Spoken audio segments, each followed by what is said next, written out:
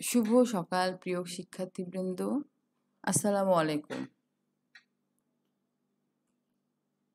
আজকের অনলাইন ক্লাসে তোমাদের সকলকে স্বাগতম। আমি ওয়াহিদা সুলতানা, প্রভাষক সমাজ বিজ্ঞান বিভাগ, বঙ্গবন্ধু কলেজ, রাজশাহী। আজকে তোমাদের যে পাঠ বা যে অধ্যায়ের উপর আমরা আলোচনা করব সেটি গত ক্লাসে আমরা শুরু করেছি, তোমাদের নিশ্চয় মনে আছে। সেটা হলো সমাজ বিজ্ঞান প্রথম পত্র, এবং এই প্রথম পত্রের আজকে আমরা চতুর্থ অধ্যায়ে দ্বিতীয় ক্লাসে আছি। চতুর্থ অধ্যায়ের নাম হচ্ছে সমাজ বিজ্ঞানের মৌল প্রত্যয়।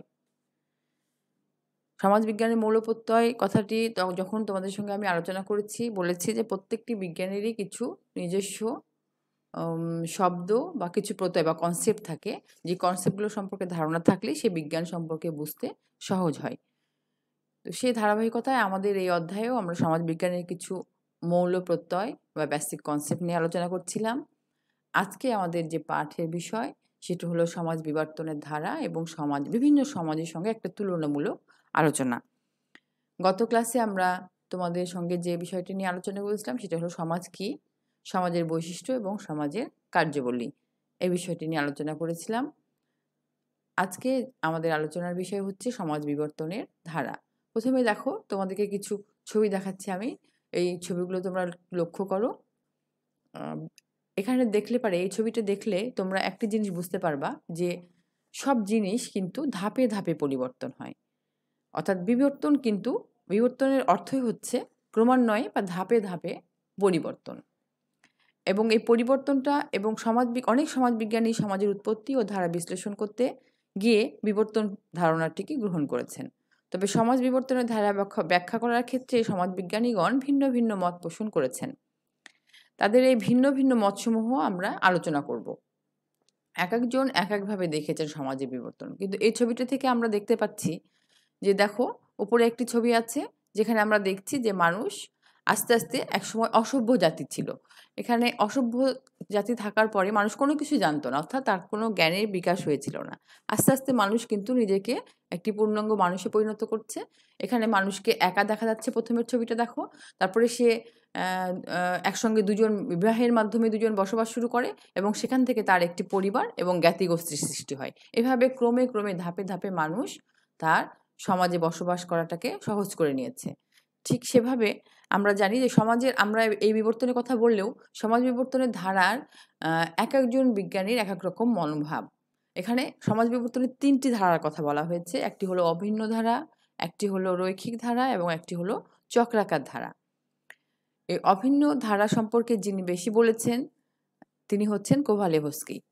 তিনি কি বলছেন? সমাজের বিভিন্ন ধারা অনুযায়ী বিবর্তনের সর্বক্ষেত্রে অভিন্ন ধারায় সম্পন্ন হয় এবং তা প্রগতিমুখী হয়ে থাকে। অর্থাৎ অভিন্ন ধারা বলতে সমাজের প্রত্যেকটি বিষয়ই একটি নির্দিষ্ট নিয়ম অনুযায়ী সম্পূর্ণ হয় ধারাবাহিকভাবে এবং সেটি প্রগতির দিকে এগিয়ে যায়, ক্রম উন্নতির দিকে এগিয়ে যায়। এই ধারার অনুসারী রাশিয়ান সমাজবিজ্ঞানী কোভালেভস্কি বলেন যে মানব সমাজ বিভিন্ন স্তর অতিক্রম করে অবশেষে গণতান্ত্রিক স্তরে এসে পৌঁছেছে। তার মতে সবচেয়ে আদিম সমাজ হলো মাতৃপ্রধান সমাজ। এরপর আস্তে আস্তে এটির বিবর্তন হয়ে পিতৃপ্রধান সমাজে রূপান্তরিত হয়। একসময় পিতৃপ্রধান আদিম সমাজ রূপান্তরিত হয় সামন্ত সমাজে এবং পরবর্তীতে এই সামন্ত সমাজ ভেঙে আবার সাম্য ও স্বাধীনতার মূলমন্ত্রের উপর ভিত্তি করে গণতান্ত্রিক সমাজ প্রতিষ্ঠিত হয়েছে। এবং কোভালেভস্কির মতে এই বিবর্তন ধারাবাহিক এবং তা শান্তিপূর্ণভাবে সম্পূর্ণ হয়ে থাকে। এটি তার ধারণা। তাহলে বিবর্তন অভিন্ন ধারা যারা প্রবক্তা বা যারা অভিন্ন ধারায় বিশ্বাস করেন তারা বলেন যে সমাজ একটি নির্দিষ্ট নিয়মে আস্তে আস্তে আস্তে আস্তে উন্নতির দিকে এগিয়ে গিয়েছে। ঠিক পরবর্তী যে ধারাটা সেটি হলো রৈখিক ধারা। রৈখিক ধারাতে বলা হচ্ছে যে সমাজ বিবর্তনের রৈখিক ধারা অনুযায়ী সামাজিক পরিবর্তন একটি রেখা তথা সোজা পথ অনুসরণ করে চলে। এ ধারার অনুসারীরা সমাজ পরিবর্তনকে ইতিহাসের ধারায় বাস্তবধর্মী সমাজতাত্ত্বিক ব্যাখ্যা দেওয়ার চেষ্টা করেছেন। এ ধারার বিশ্বাসীদের মধ্যে Auguste Comte, Herbert Spencer, Karl Marx, Vico প্রমুখ। এখানে আমরা দেখছি যে ভিকো সমাজকে ঐতিহাসিক বিবর্তনের দৃষ্টিকোণ থেকে ভিন্ন ভিন্ন ৩ ভাগে ভাগ করে দেখিয়েছেন। এক হলো দেবতাদের যুগ, বীর যোদ্ধাদের যুগ এবং সাধারণ মানুষের যুগ। অগাস্ট কোত, হার্বার্ট স্পেন্সার এবং কার্ল মার্কস এরাও কিন্তু বলছেন যে সমাজে একটি রৈখিক ধারা অর্থাৎ একটি রেখা অনুসরণ করে, একটি সহজ সরল রেখা অনুসরণ করে সমাজের পরিবর্তন হয়, ভিন্ন বিবর্তনের মাধ্যম দিয়ে সমাজের পরিবর্তন হয়ে থাকে। অগাস্ট কোত সমাজ পরিবর্তনকে কতগুলো স্তরের রূপান্তরের সাথে তুলনা করে বিশ্লেষণ করেছেন। তিনি বলেন যে সমাজ প্রথমে ছিল ধর্মীয় যুগে, তারপর দার্শনিক যুগে এবং সবশেষে দৃষ্টবাদের যুগে এসে পৌঁছে। মানুষ প্রথমে ছিল আক্রমণাত্মক, অর্থাৎ যুদ্ধে তারা প্রভুত্ব লাভ করার চেষ্টা করত। তারপর তাদের আসে আত্মরক্ষার প্রশ্ন এবং আক্রমণকে প্রতিহত করে মানুষের টিকে থাকার চেষ্টা এবং সব শেষে তাকে বেঁচে থাকার তাগিদে পরিশ্রম করতে হতো। এভাবে তিনি সমাজ ও মানুষের স্তরভিত্তিক ব্যাখ্যার মাধ্যমে সমাজের বিবর্তনকে দেখিয়েছেন। হার্বার্ট স্পেন্সার সমাজের বিবর্তনকে ডারউইনের বিবর্তনের সূত্রের অবলম্বনে ব্যাখ্যা করেন। তিনি উল্লেখ করেন যে সমাজ ক্রমান্বয়ে অসামঞ্জস্য থেকে সামঞ্জস্যতায় এবং জটিলতা থেকে শৃঙ্খলতায় চলে আসে। যেমন প্রাচীনকালে সমাজে বিশৃঙ্খল ভাব বিরাজ করত, কিন্তু কালক্রমে সে অবস্থার পরিবর্তন হয়ে শান্ত পরিবেশ এসে দাঁড়িয়েছে। কার্ল মার্কসের মতেও রৈখিক মতবাদের মধ্যে কার্ল মার্কসের মতবাদ খুবই আলোড়ন সৃষ্টি করেছে। মানব সমাজের পরিবর্তনের উপাদান হিসেবে তার কাছে দুটি বিষয় গুরুত্বপূর্ণ। এগুলো হলো উৎপাদন ব্যবস্থার উন্নতি এবং শ্রেণী সম্পর্ক। তার মতে উৎপাদন ব্যবস্থার পরিবর্তনের সাথে সাথে শ্রেণী সম্পর্কের পরিবর্তন ঘটে এবং এই পরিবর্তনের পিছনে শ্রেণী সংঘাত ক্রিয়াশীল। মার্কসের মত অনুযায়ী সমাজ ব্যবস্থা 4টি ধাপে পার হয়ে এসেছে এবং প্রত্যেকটি ধাপ একটি নির্দিষ্ট উৎপাদন ব্যবস্থার সাথে সম্পৃক্ত ব্যবস্থার জন্য পৃথক এবং এর পঞ্চম ধাপটির উদ্ভব অবশ্যম্ভাবী। ধাপগুলো হলো প্রাচীন যুগ, এশিয়াটিক যুগ, সামন্ত যুগ, পুঁজিবাদী যুগ এবং সমাজতান্ত্রিক যুগ। এ হলো রৈখিক ধারা। আর চক্রাকার ধারার প্রবক্তা বা যারা চক্রাকার ধারায় বিশ্বাস করেন তারা হলো প্যারেটো এবং সরোকিন, ভিলফ্রেডো প্যারেটো এবং পিরিতিম সরোকিন। তারা বলেন ইতালীয় সমাজবিজ্ঞানী প্যারেটো সমাজের পরিবর্তন বা বিবর্তনকে কতগুলো রাজনৈতিক স্তরের মধ্যে বিশ্লেষণ করার চেষ্টা করেছেন। তার বিশ্লেষণই চক্রাকার ধারা অনুসরণ করে চলেছে। প্যারেটোর মতে সমাজবাসী সবসময় দুটি শ্রেণীতে বিভক্ত থাকে, যেমন শাসক শ্রেণী এবং শাসিত শ্রেণী। এই শাসক শ্রেণী কতগুলো গুণের অধিকারী বলে শাসন করে থাকে, তবে এই গুণগুলো চিরন্তন নয়, তবে বলে ক্রমে তার অনুপযুক্ত হয়ে পড়ে এবং শেষে তাদের ধ্বংস ঘটে। পক্ষান্তরে শাসিত শ্রেণীর কিছু সংখ্যক সদস্য উন্নত মানের গুণ অর্জন করতে থাকে এবং একসময় শাসক শ্রেণীর সমস্ত উপযুক্ততা অর্জন করে শাসক শ্রেণীর স্থান দখল করে। পিরিতিম সরোকিন মার্কিন সমাজবিজ্ঞানী সরোকিন তার সোশ্যাল অ্যান্ড কালচারাল ডায়নামিক্স গ্রন্থে সামাজিক পরিবর্তনের মতবাদ বিশেষভাবে ব্যাখ্যা করেছেন। তিনি তার গ্রন্থে 3টি সাংস্কৃতিক রূপ কাঠামোর কথা বলেছেন, যথা একটি হচ্ছে আইডিয়াশনাল, একটি হলো আইডিয়ালিস্ট ও একটি হলো সেনেট। সমাজবিজ্ঞানী অ্যান্থনি গিডিংসের মতে সমাজের বিভিন্ন বিভক্তি নিম্নরূপ। অ্যান্থনি গিডিংস আবার বলছেন যে সমাজ বিভিন্ন স্তর পার করে আজকের এই সমাজে উপস্থিত হয়েছে। সেটা হলো প্রথমটা হলো ক্ষুদ্র সংঘবদ্ধ সমাজ, স্থায়ী কৃষিভিত্তিক সমাজ, নগর রাষ্ট্রভিত্তিক সমাজ, সাম্রাজ্য সামন্ত সমাজ, পুঁজিবাদী সমাজ এবং সমাজতান্ত্রিক সমাজ।